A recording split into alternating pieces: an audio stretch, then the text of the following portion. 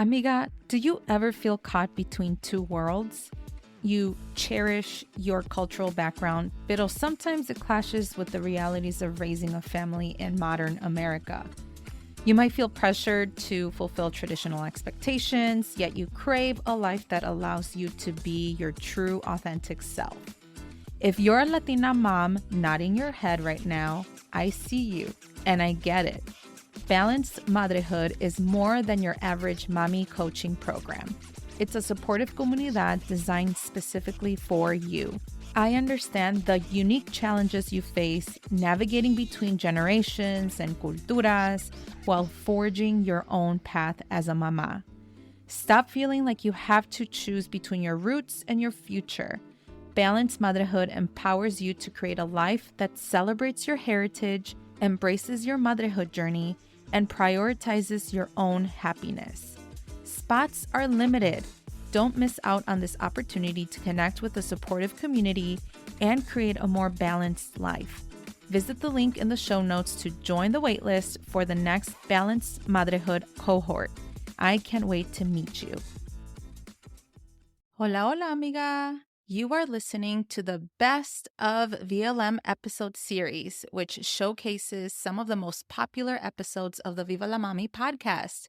This episode is one of those. If you enjoy what you hear, make sure you subscribe to the show and don't forget to rate the show and write a review on Apple Podcasts so that other mommies like you can find this podcast. Ahora, let's get into the episode. Welcome to the Viva la Mami podcast. I am your host, Jessica Cuevas. I am a mother of two on a mission to help redefine the meaning of motherhood as a modern Latina mom. Motherhood can be a complex journey, interwoven in two identities that often make us feel ni de aquí ni de allá. Viva la Mami is committed to providing you with knowledge, tools, and support to navigate the challenges and triumphs of motherhood as Latina moms. On the show, we'll be discussing culturally relevant topics that will help inform and empower you in whichever season you are in on your motherhood journey. We'll be joined by Latina moms, experts and professionals who can offer advice, practical tips, relatable stories, and honest conversations. So bring your cafecito as I invite you to be a part of this space as we create comunidad about the exciting and challenging parts of being a mommy. Ahora, vámonos.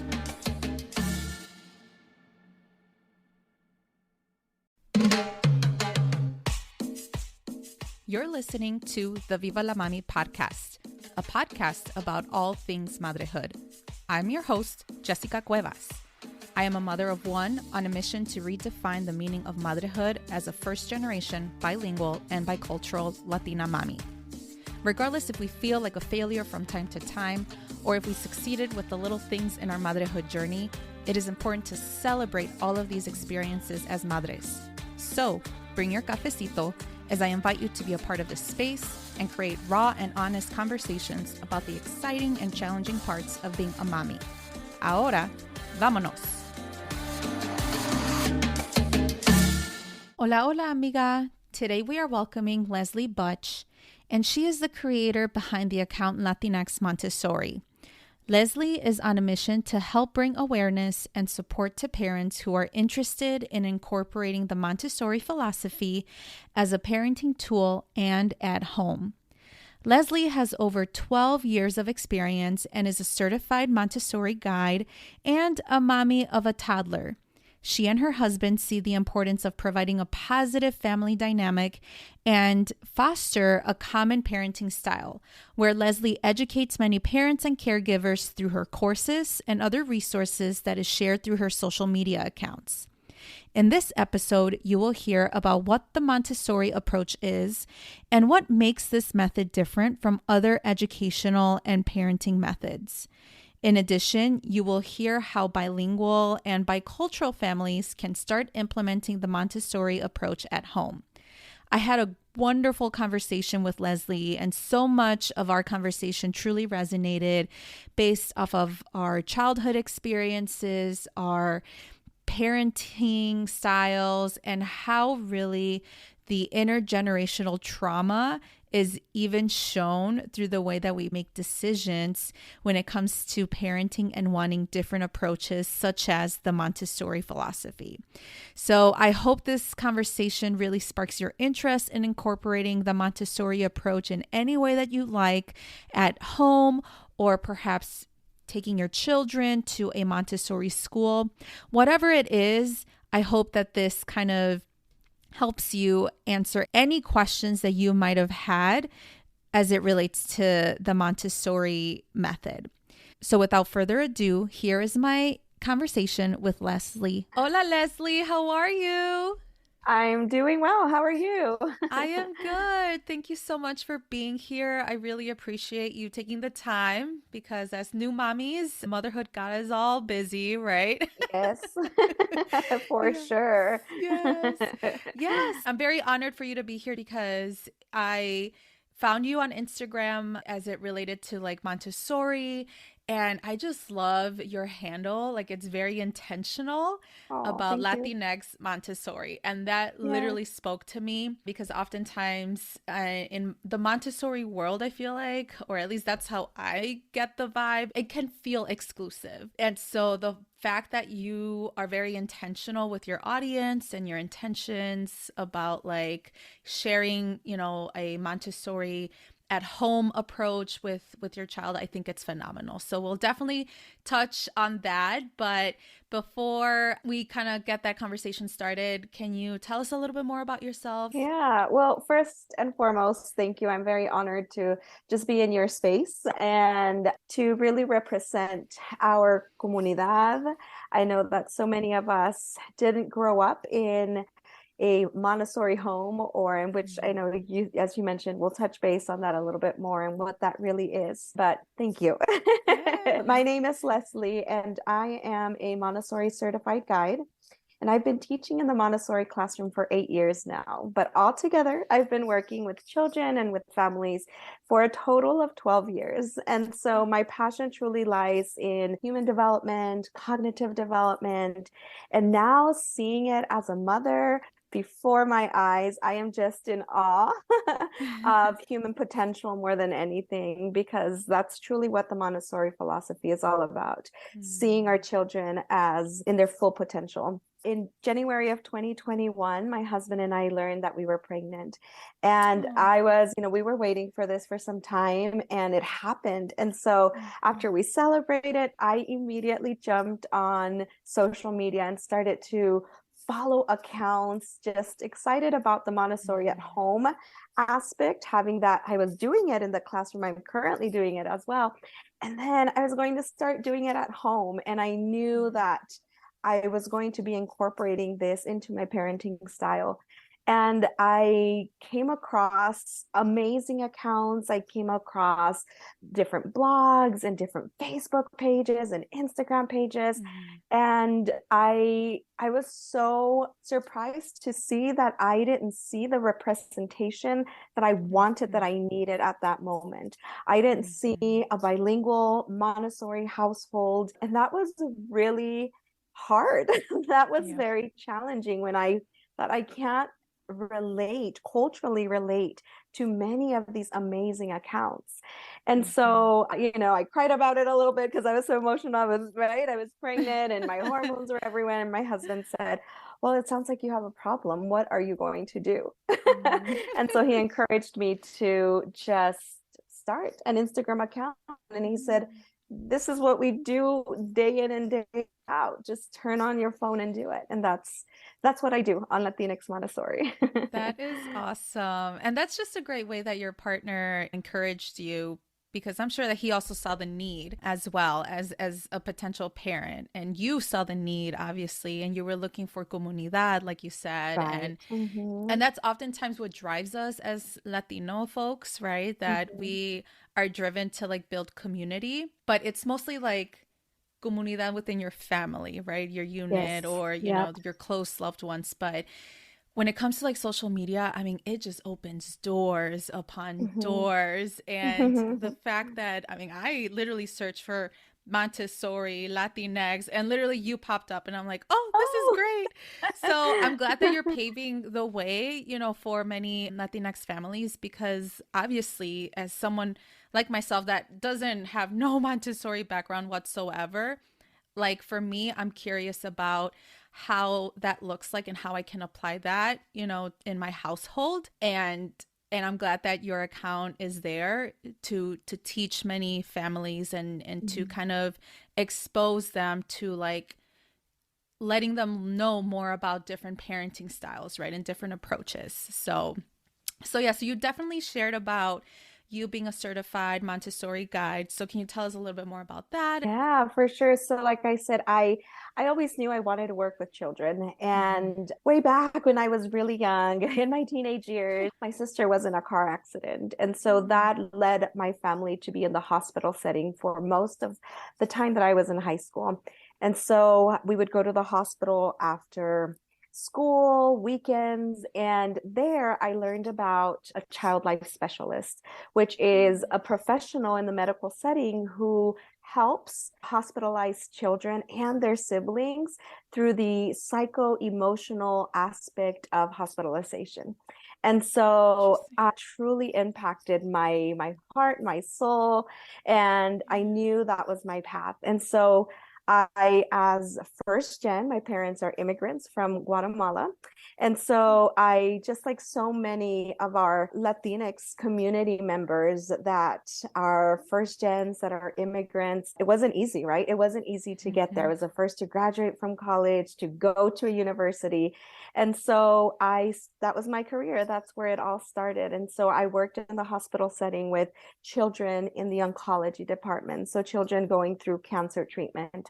And I did that for the first half of my career. And that was the pinnacle of just my career. That was everything I wanted and everything that I dreamed of.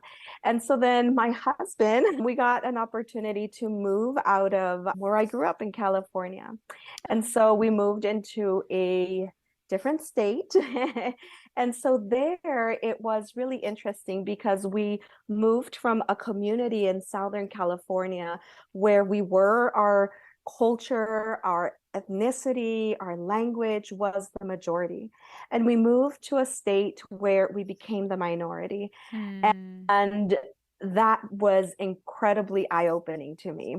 And so from that moment, I knew that we wanted to incorporate Spanish, even without my daughter. When she wasn't born, between us, we were just speaking Spanish, making sure that we were speaking it out in the streets. Representation has always been a big part of my heart.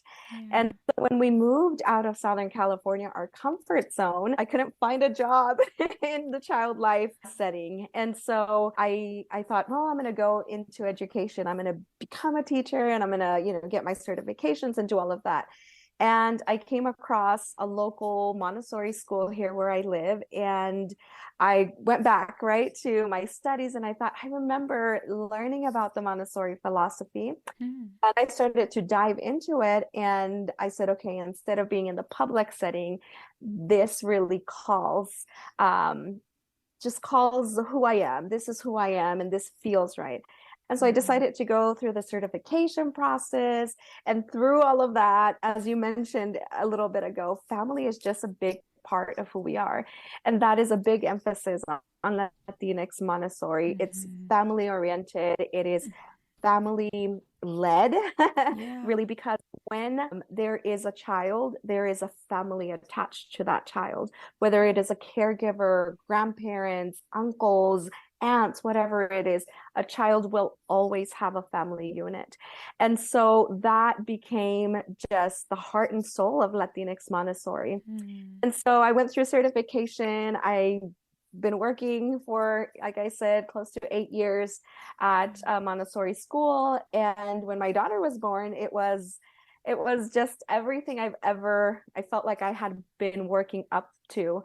And Mm-hmm. like I said, as a first generation Latina, that just means so much to me because I know that um, there's my ancestors who paved the way for me, my parents who immigrated to a different country. I'm gonna get all emotional right now. No. That immigrated here to give us, the opportunity. We didn't grow up in this manner of respectful parenting because they had gone through so much trauma crossing the border, and they were in survival mode. Yes. And they laid the foundation for me. And I know so many of your listeners can probably relate, so that I can be here today with an education. Yes. And with the opportunity to pave the way for my daughter, so that we can continue to move forward as Latinos, as this Latinx community, continue to pave the way for those that come after us. So long answer to your question, but there it is. No, first of all, thank you so much for your vulnerability and your openness about your purpose, right? And your passion about not just your calling in being an educator, but also your calling in being a mommy and being intentional.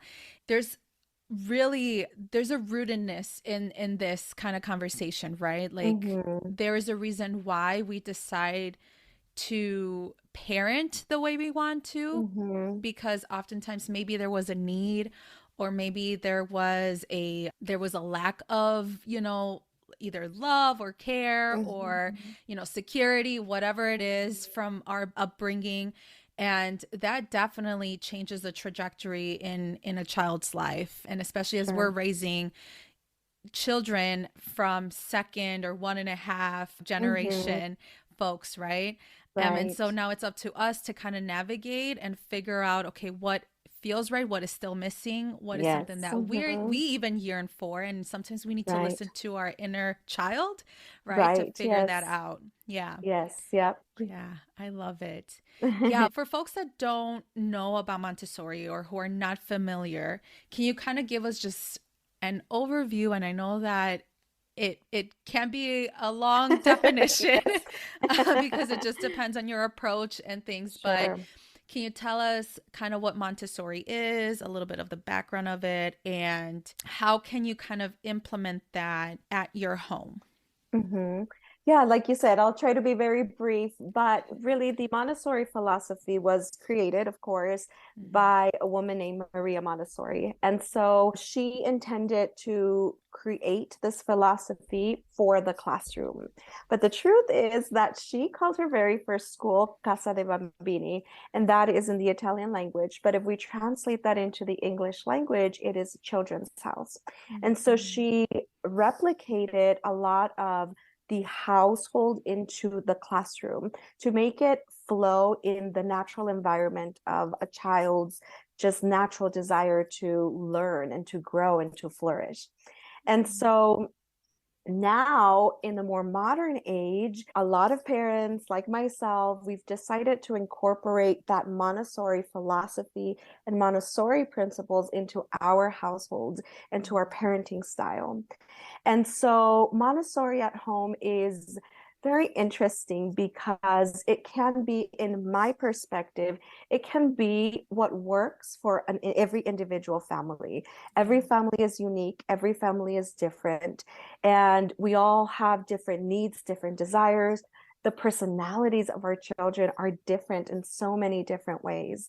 And so for me in Latinx Montessori, there's a big emphasis on the Montessori principles and being able to incorporate practical life activities that we do that will bring community to our household, allowing your children to sweep and to mop and to wipe and to watch you cook food, right? Because that is the essence of the Montessori philosophy, community. This is why she called it children's house. And so we know, and research shows that when there is a tight family unit, a unit that works for the child and the child flourishes, the child is able to have more coping mechanisms and is able to just in various ways, right? And so that is the essence of the Montessori philosophy, seeing the child in their whole needs, not just the academics, the ABCs and the number counting, but seeing their potential and seeing their physical needs. Okay, My child needs to move. They're super active. What can I do? Let's go walk. Let's go jump. Let's push a laundry basket. But if you have a child who is a little bit more calm and sits, then what toys, what activities can we do that doesn't require a lot of movement? So it's very unique to every family. And so the way that I emphasize it on Latinx Montessori is the Montessori principles: connection and love and respect, not only for the child, but for the whole family unit.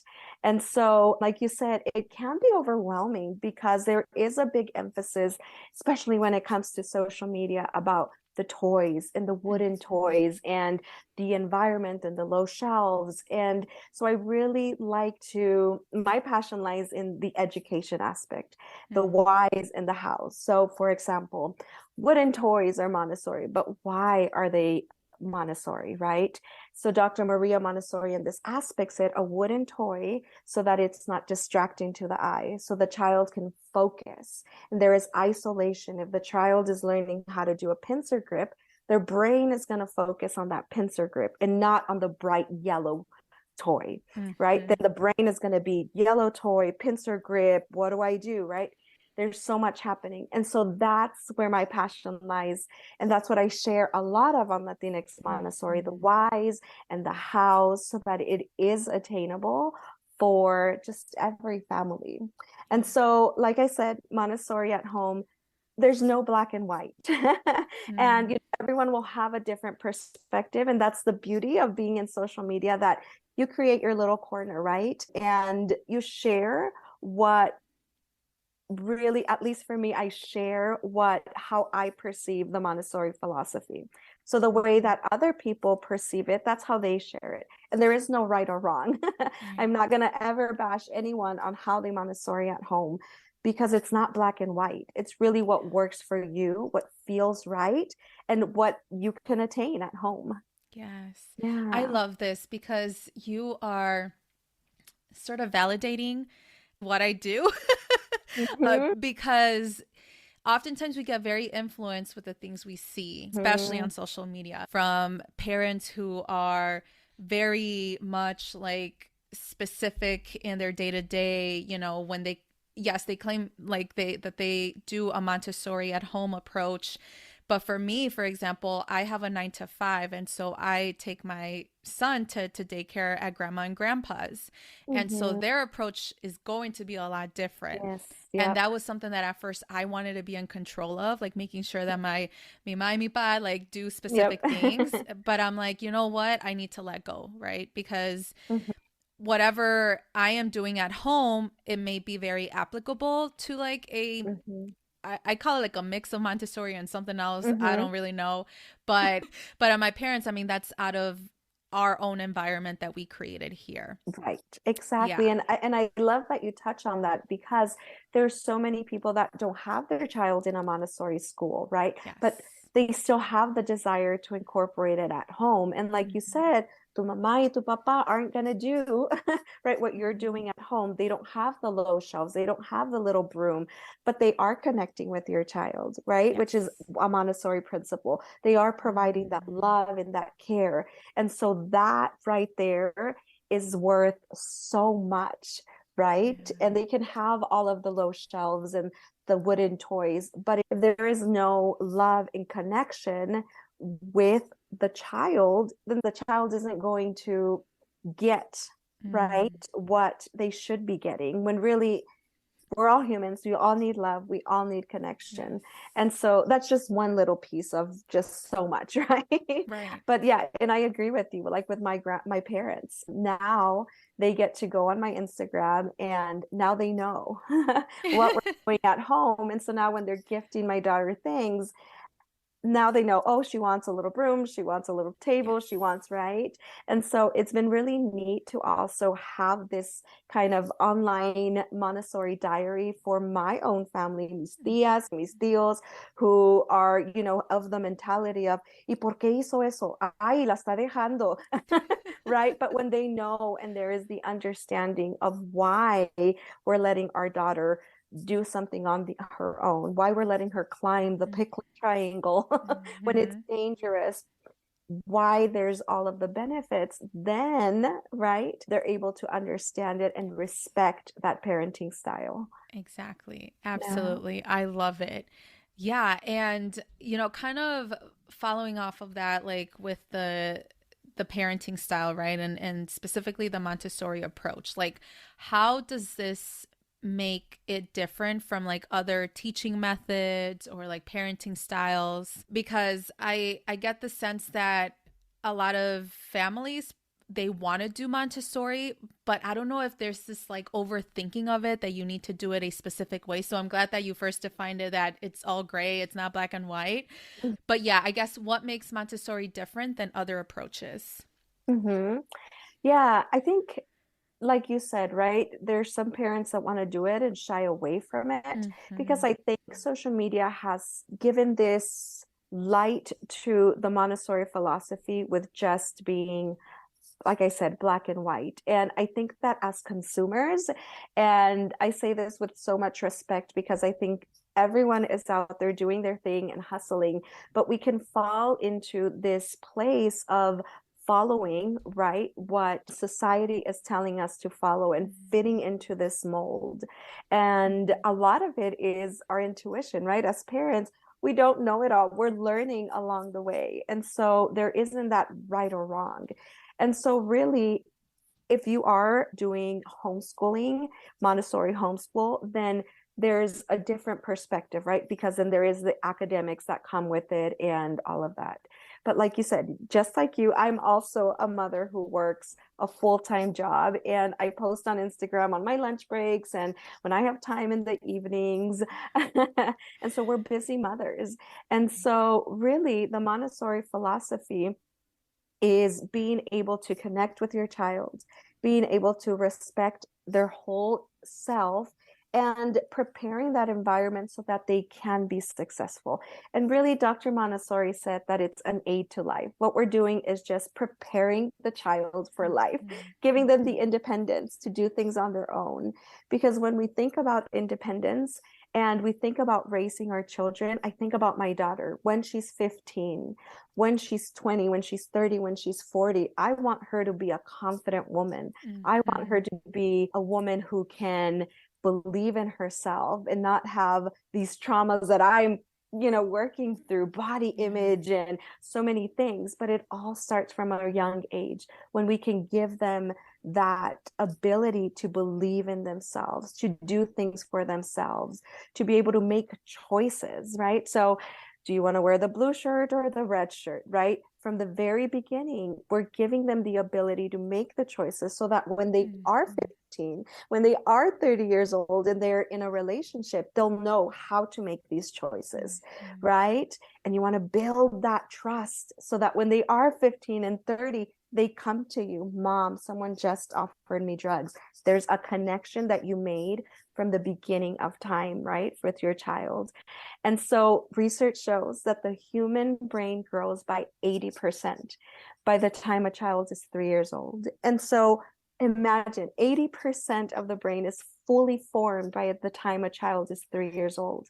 Forget the toys, forget it all. Right. I want to hug my daughter. I want to have her here. I want her to know that I love her. Te amo, aquí estoy, ¿qué necesitas? ¿Estás llorando? I understand your feelings. I'm building the foundation for her life. And so that right there is the essence of the Montessori philosophy. Yes, we're doing the math and the language and we're doing all of that. Right. But all of that, when our children are 30 and 40, all of that, they're going to know it. They're going to know how to add. They're going to know their colors. They're going to know it all. But the root goes back to the connection that they made with their parent so they can make the connection with their significant other one day. They can make the connection with friends and best friends and have a social circle. So it's important for us to think about it. And like Dr. Montessori said, it's an aid to life. So what we're doing as parents, we're preparing them for life. I think that it is an educational learning experience, but it sets them to like so much more than just what we do now or what parents do now. And I think that is often overlooked. Like I think as like Latinos, and at least for me growing up, like we restricted so much. Like Mhm. I felt I was very restricted in doing activities porque me iba a Yeah. caer o me iba a molestar or Mhm. it's always like everything was taken by risk, and Yes. there Hmm. were so many consequences in whatever I did. And again, it's not to shame my parents, mommy, please know that, Right. but it's and I think it's because of the genuine care and love, right, that my family had, Hmm. towards us. Hmm. But it's like, for example, when my son was learning to like take a step on the stairs, and I was like, no, no, no, no, no, no, deja yo agarrarlo. And it's like, no, mama, like, let's let him. He's gonna learn. He has to learn, right? Like, Hmm. even that little example, right? We're setting them up for success. And oftentimes in our comunidad, we want to shelter them. We want to Hmm. shield them from all of these different things. And it's not like we want to hurt them, but I Hmm. think it's a matter of a learning experience, right? Hmm. I Hmm. don't know what are your thoughts about that, but that's Yeah. kind of like how I grew up. And Yep. I know Yep. that that's why I'm not really a risk taker, I guess. Like Hmm. I'm very thoughtful about my environment. I don't Yep. trust my environment sometimes whenever I'm outdoors. And I think it leads to like the way that I grew up, you know. Right. Yeah. And I like that you say that because that right there, the way I grew up, how are our children growing up? Mm, Right? Do we want them to grow in the way that we grew? Right. And so a lot of it, I think, and I'm just so passionate about this too, on how I think about that when my mom would often say, like, ay, se va a caer, or, and so much stems from her traumas too, growing up, mm, how her mom was raising her. And a lot of it back, 2 generations, it was, ¿qué van a decir? ¿Qué van a, mm. no te vayas caminando tú, like let's say you're at the library and now we allow our daughter to go and go on her own and go, get a book and go find the book that you want. That would have never happened with me Yeah, because nope. my mom would have been like, shh, calladita, no, cuidado, no molestes a los demás, están leyendo en la librería or whatever it was, right? But that's probably the way my mother grew up too. And so the way that for me and for my husband is an immigrant from Mexico, and he came here when he was 12 years old. And so for us, it's so much about breaking those cycles, right? And Mhm, breaking, it stops with us, right? It has to stop mhm, with us so mhm. that she can really flourish and grow and not pass on a lot of those fears, like you Yes. said. So, like, for example, like you said, I didn't grow up in the outdoors. Oh my gosh, it was just not a thing. My Mhm. mother and father, they were working 2, 3 jobs, and, so much of it was not in their control. And now I catch myself when we go outdoors, ay, que se tape bien, which is important totally. Yeah. But I think back to my mom, right? Instead of thinking, okay, well, okay, why do we need to cover her up, right? Like, and Right. reasoning with myself, because I catch myself doing things like that. And uy, se va a enfermar, right? But it's like, okay, me hold myself back a little bit and, Mhm. rephrase it to her so that it's not coming off of like, tienes que taparte, tienes que Right. ponerte tu jacket, right? Right. Instead saying, explaining to her. And, there's all of these aspects that come Mhm. when you are, of that only our community can relate to. And that's not in a negative way. It's Mhm. just the way we were raised and just part of who we are. As we know, there is a misrepresentation of the Latinx community utilizing either the Montessori method or taking children into a Montessori classroom or utilizing at home. So, why do you think that is the case? What are just kind of based off of your professional experience, but also anecdotal, or is there any kind of evidence about that? Like, are we just not informed enough about like that there is this other way of teaching and learning? Hmm. Yeah, I like the phrase education is power, right? Mm, And again, Latinx Montessori is my take, right, on my journey, and that's what I share. And so I know that just like myself, I know that a lot of Latinx community members, I guess you can say, they come from families, and I speak for myself. My parents were immigrants and they didn't have the education that I had, right? They were out surviving. They were doing what they could do. And now here I am. They paved the way so that I can go to college. I took child development education. I learned about, oh, the brain is doing this, the brain is doing that. Okay, what does my child need? Oh, this is called a pincer grip, right? This is information that my parents didn't have growing up. And so we are in this generation now where we are enlightened, right? Whether it's by education, and it doesn't have to be by education, but we have social media, right? Which our parents didn't have growing up. Now we have all of these different tools that technology gives us, different tools that we gain, from having an education or our work experiences, right? Now I work in a classroom with an air conditioner, whereas my parents, they didn't have that. My mother was a seamstress. She worked in a factory, right? And so we come and there's this misrepresentation, there's this lack of knowledge because they weren't enlightened with that, right? And now we hear gentle parenting, crianza respetuosa. My mom didn't know about that. No. Right? And it's not her fault. Right. It's just the generation that they lived. And so with the Montessori principles, we can choose, right? We can choose, okay, we want to parent in a different way. We want to be more respectful, more conscious of what we're doing. And like I said, there's no right or wrong. It doesn't have to be Montessori, right? I truly personally believe in the philosophy. I see it in the classroom. I've done it for 8 years.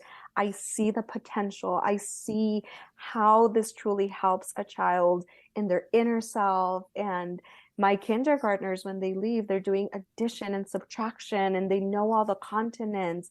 And we're learning about botany and zoology. But why? It's because they love it. And it comes from the very beginning. They love what they're doing. There's a love for sweeping. There's a love for dusting. So then there's going to be a love for learning. And so I think going back to your question, in my perspective, we're enlightened now. We're in this generation. And so the question is, what are you going to do with the knowledge that you have about raising a human, right? And whether it's Montessori or not, what do you want to pass on? Okay, now my daughter, she was raised this way. Then she'll choose how to parent. Right? And so I think with our community, our comunidad, they're used to, right? They're used to la chancla, hoy que no se porta bien, ay contestón, right? And they're used to, it's rooted in them. So now we get to see it and not judge them, but understand where they come from and kindly educate them and just, because with our parents, right? I don't go and tell my mom, mama, si no lo hacemos, right? I just say, en nuestra casa nos gusta hacer esto, and explain it to her in a very loving and kind way. And now I just show her my Instagram page. Yeah. And which is like such an educational resource to have. Like, I just love everything that you have out there. And I'm gonna make sure to share that to my family as well. Just because, again, like, and speaking of misrepresentation within our comunidad, like, I think you are even enlightening us, right, about this. So I appreciate you just not just utilizing your expertise, but actually showing people that you're doing it with your daughter. And that is just so powerful. And I appreciate that. Yeah. Oh, thank you. I know that you talked a little bit about what inspired you to create Latinx Montessori, but for those that haven't followed you yet, can you kind of explain what your platform is and any kind of like goals that you have about Latinx Montessori? Yeah. So as I mentioned in my corner of Instagram, I share Montessori at home, and I'm just so passionate about it. I love it. I live it. I breathe it. And my husband, when it was time for me to go back from maternity leave, we made the decision that my husband was going to be staying at home with my daughter. So he was a stay-at-home father for the first year. That was our goal. First year, we're going to get through it. We're going to give her that foundation. And it just so worked out that my husband was working at home because of COVID, and just all of these things that kind of happened that weren't really planned for. And so he was at home. And so in my page, I just share who I am, my authentic self, and I seeing my husband do it.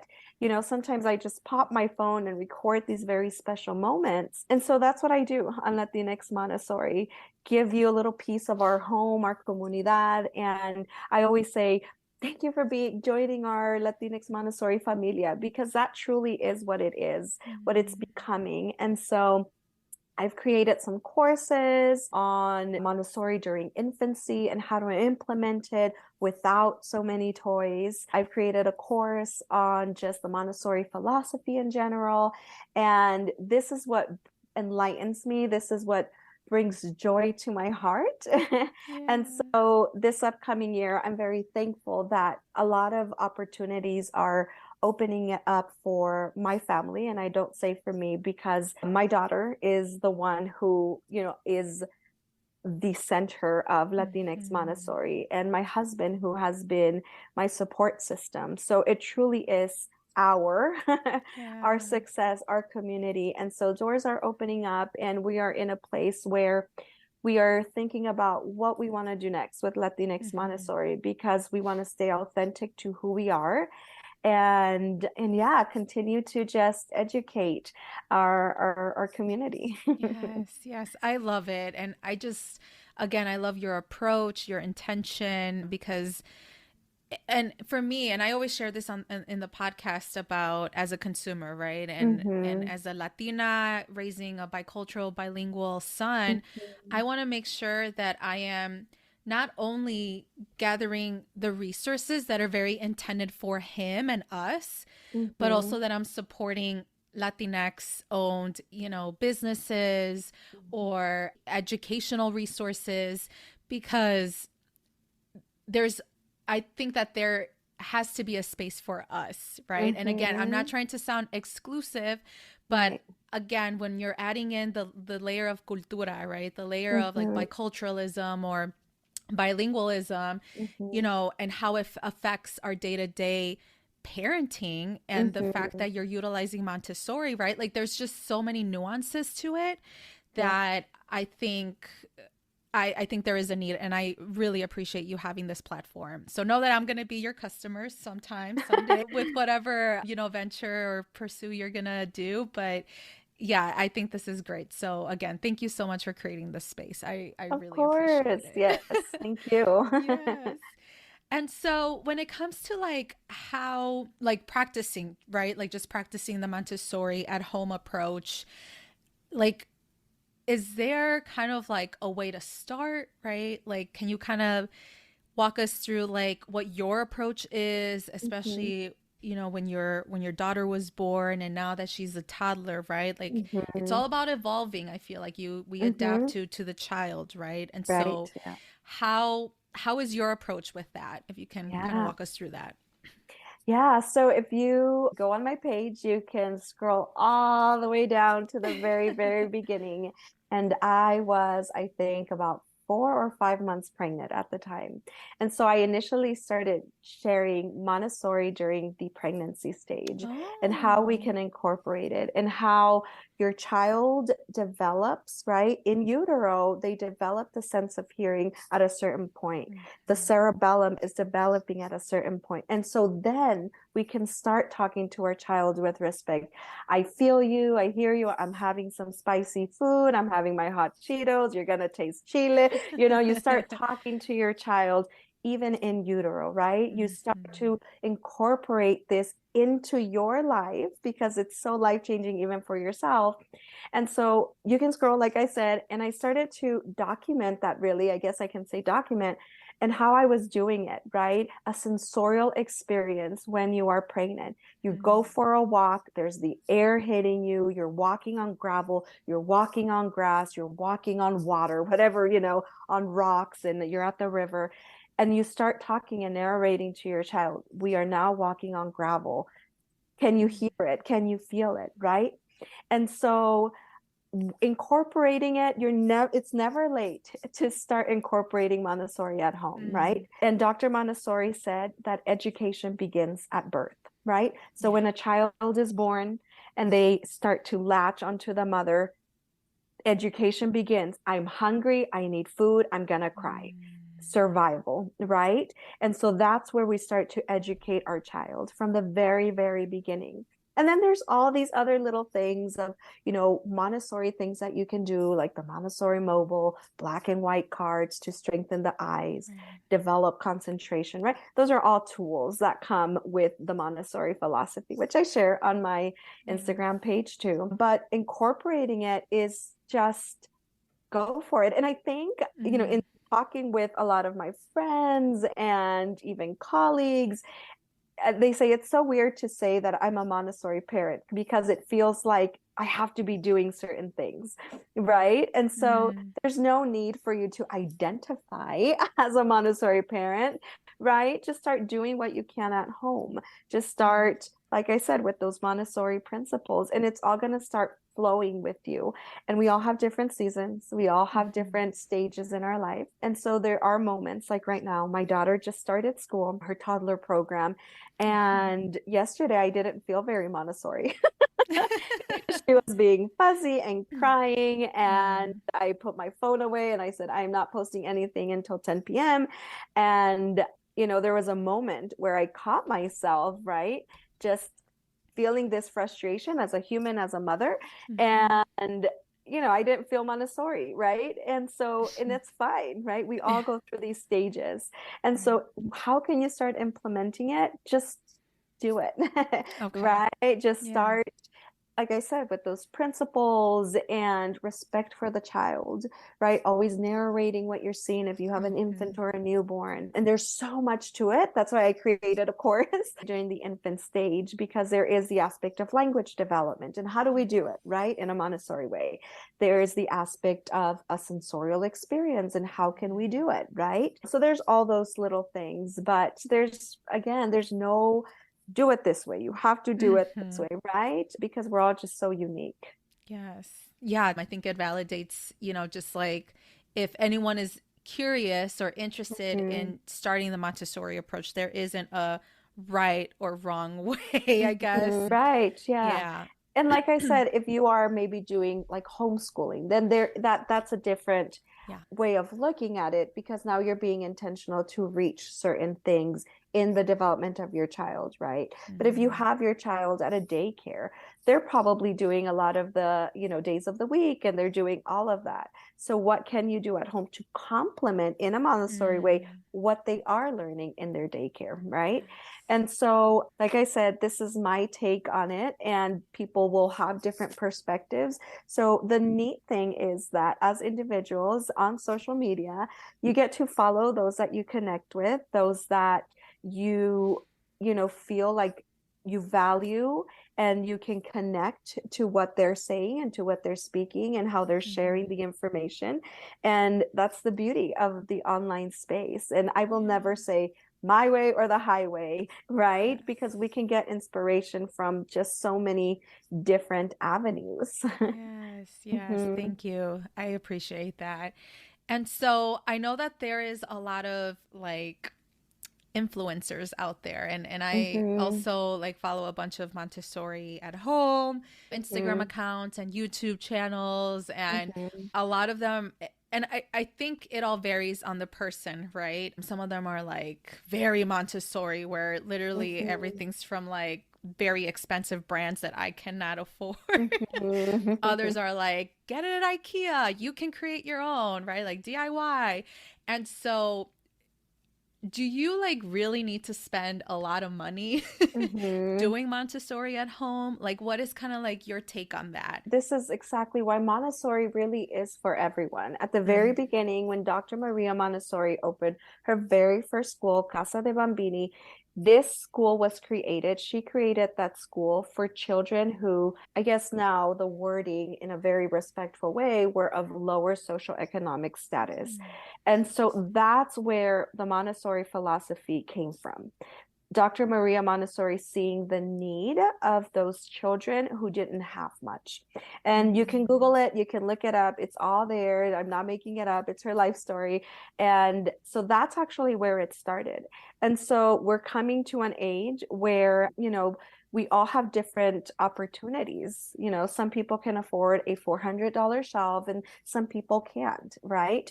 And so there is no shame on anyone for not having the expensive shelf versus, the one from the thrift store, right? It's really making it work for yourself. And so if people are in the possibility of spending, the $400 on a chair or whatever it is, and that fits in the budget, you're not going broke, you're not, and it's working for your family, then go for it, right? And so when it comes to the Montessori philosophy, there are certain things that, for example, the floor bed, right? So for our daughter, we invested in a mattress that was going to be good to keep it on the floor because we wanted to follow the Montessori philosophy when it came to sleeping.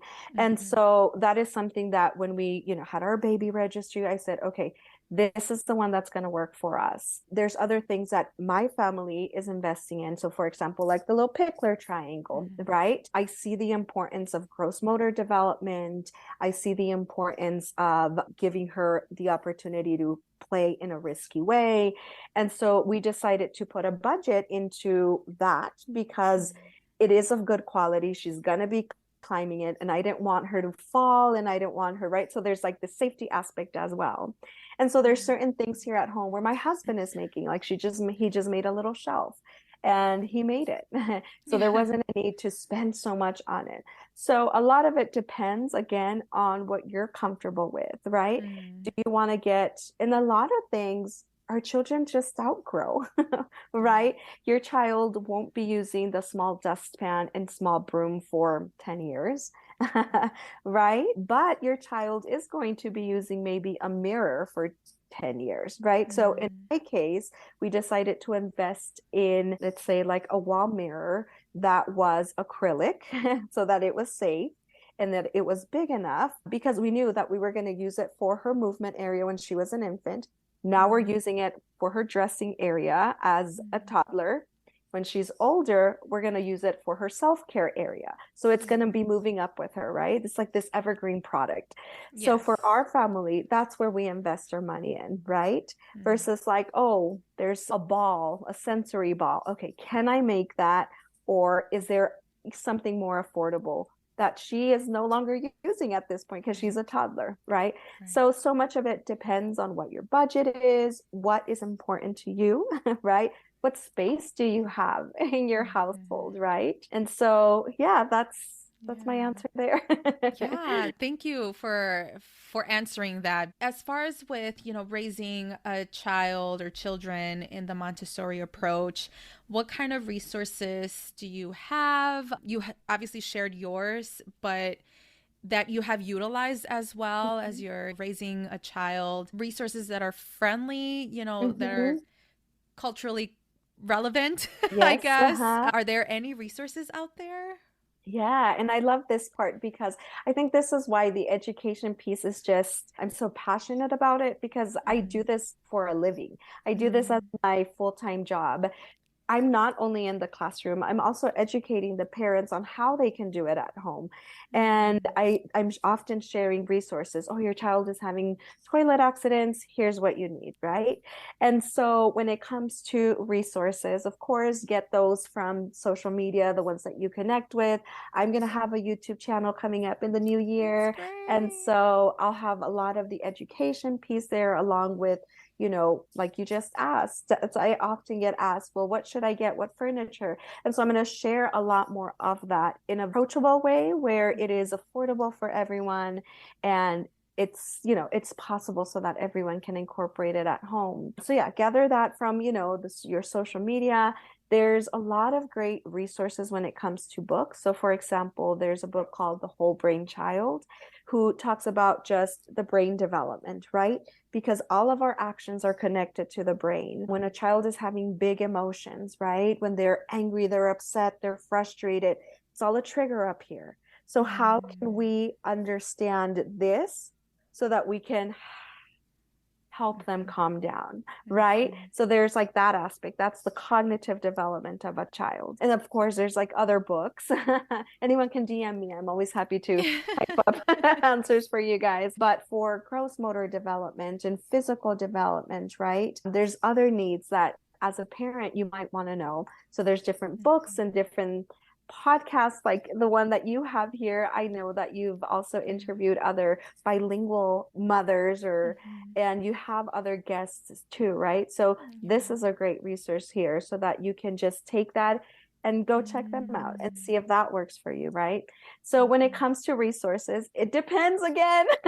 What is your need, right? What are you interested in knowing in? And so I think that's why in my Montessori page, community is a big part of the essence of what I'm doing, right?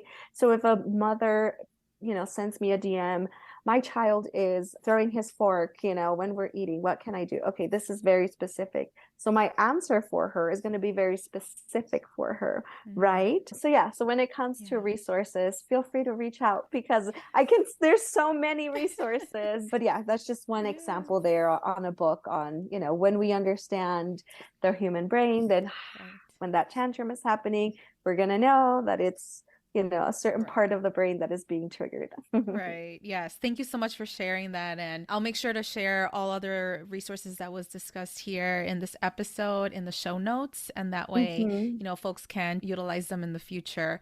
And I guess one question that I didn't prepare, but that kind of like stood out is when you have a partner, right? And oftentimes when it comes to parenting overall, I wouldn't say like debate or fight, versus like one parenting style or the other, but for mommies who want to have this approach, but the partner isn't comfortable or familiar or literally doesn't want to do it. Like, what is your kind of recommendation? Yeah, I love this question. I get this. This is my most asked question. Really? Okay. And I share more in deep in one of my courses, but in a short format, there's a saying, actions are louder than words, right?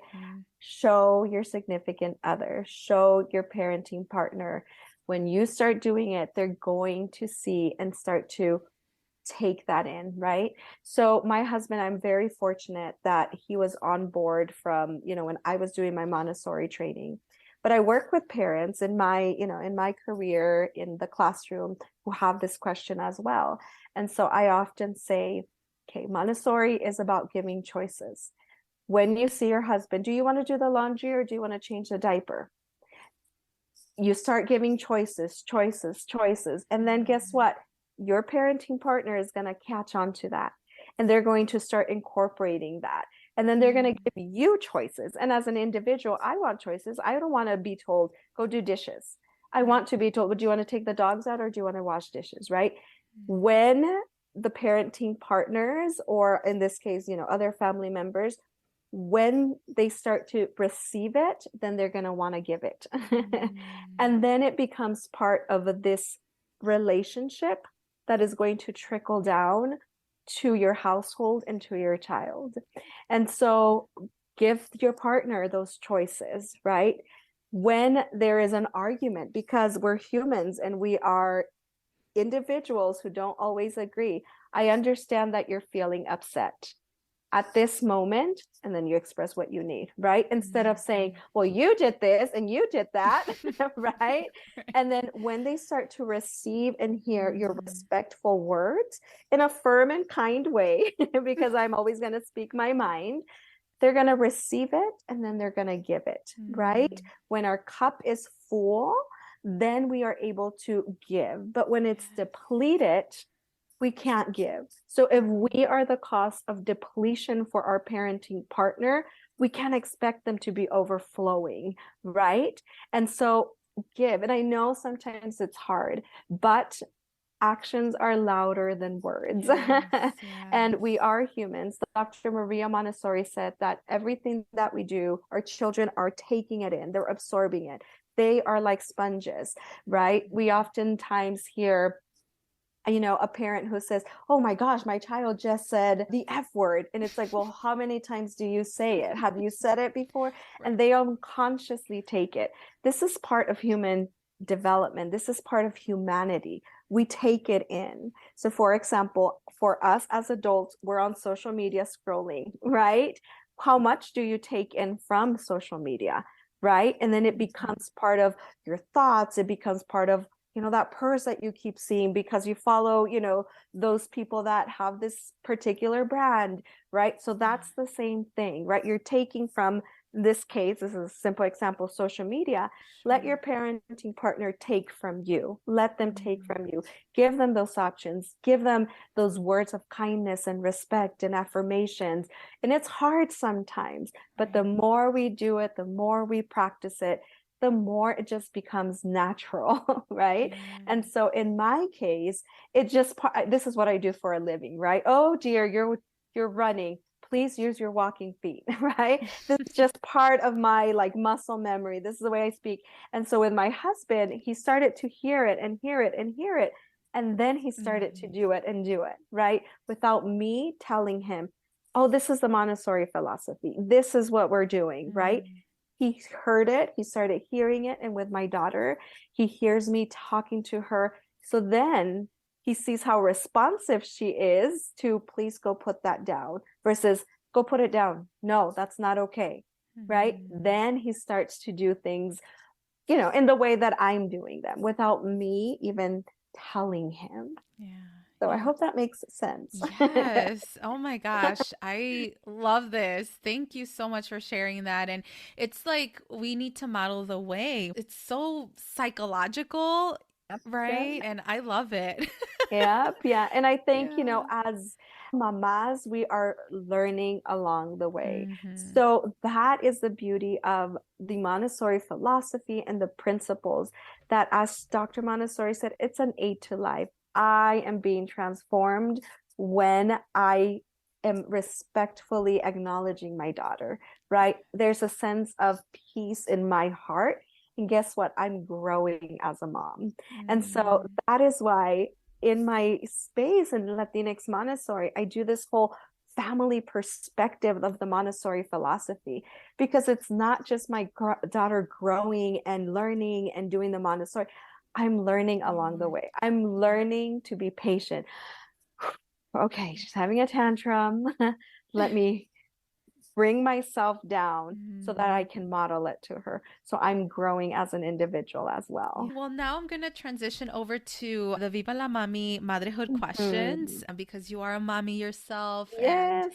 it's just a way for us to build comunidad with other mommies on top of what you do. So the first question is, what still surprises you about being a mommy?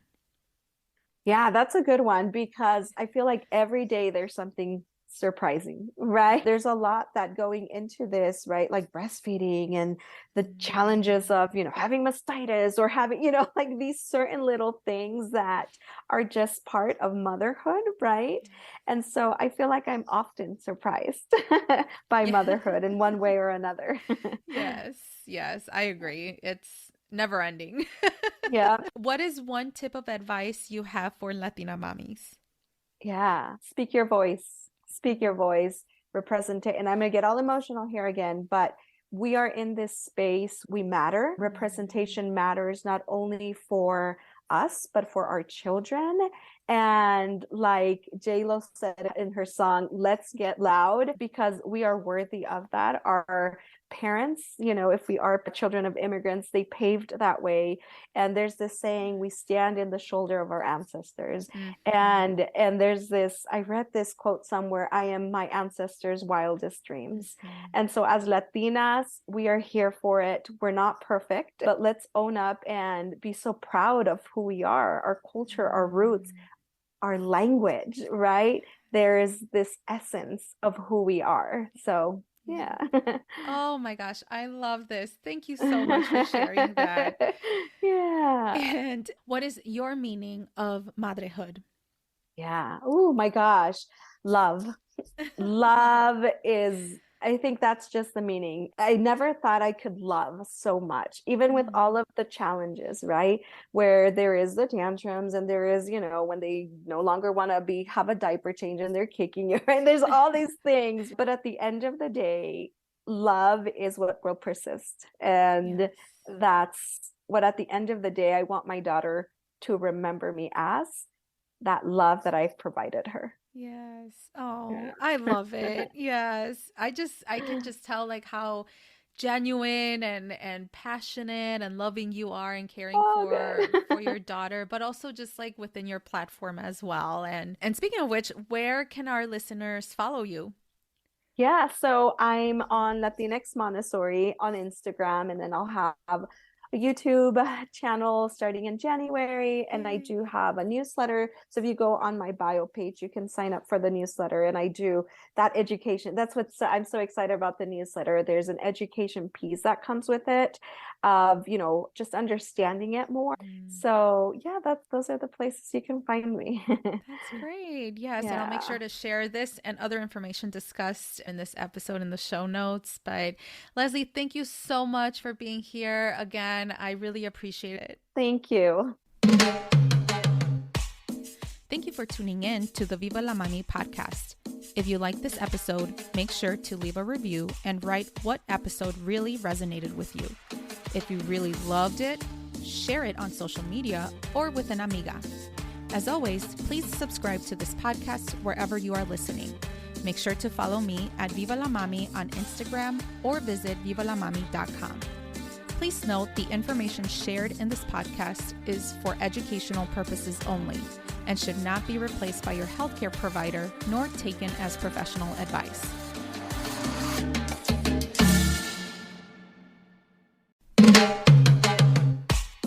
Thank you for tuning in to the Viva la Mami podcast. If you like this episode, make sure to leave a review and write what episode really resonated with you. If you really loved it, share it on social media or with an amiga. As always, please subscribe to this podcast wherever you are listening. Make sure to follow me at Viva la Mami on Instagram or visit vivalamami.com. Please note the information shared in this podcast is for educational purposes only and should not be replaced by your healthcare provider nor taken as professional advice.